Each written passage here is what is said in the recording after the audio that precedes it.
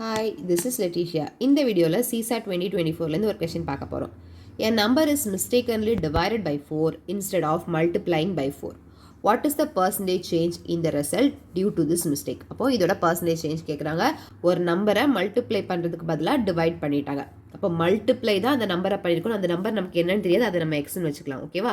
அப்போது கரெக்டாக பண்ண வேண்டியது என்னது 4x. ஆனால் அவங்க தப்பாக பண்ணது என்னது டிவைட் பண்ண அந்த நம்பரை 4ஆல் டிவைட் பண்ணிட்டாங்க. சரி, இப்போ பர்சன்டேஜ் சேஞ்ச் ஃபார்முலா பார்க்க போகிறோம்.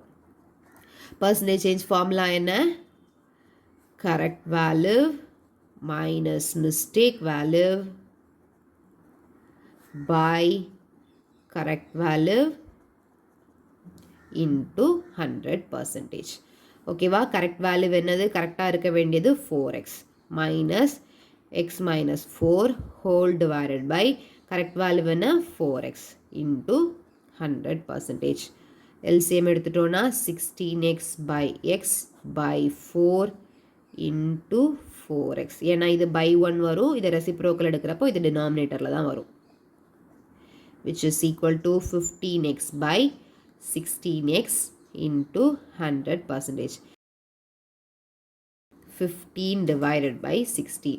பாயிண்ட் வச்சு ஒரு 0 போட்டுக்கலாம். ஒரு 0 போட்டோன்னா 16 times 3 பண்ணுறப்போ ஆக்சுவலி 16 times 10 தான் 160 போயிடும். அப்போ 16 9 ட்ரை பண்ணலாம். ஓகே, 54 5 14. ஓகே, ஸோ 9 144 பேலன்ஸ் 6 வரும்.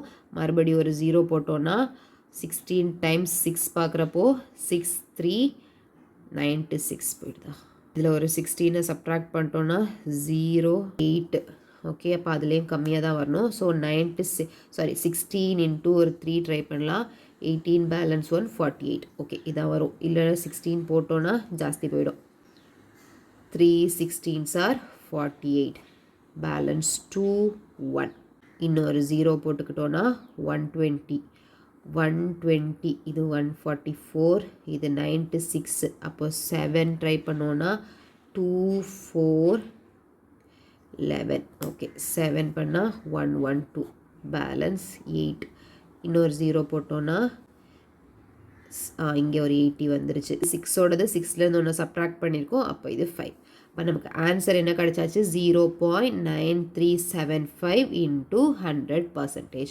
இப்போ 100ஆல் மல்டிப்ளை பண்ணுறப்போ பாயிண்ட் எங்கே வந்துடும்? இங்கே வந்துடும். அவ்வளோதான். So answer is 93.75%. ஓகே.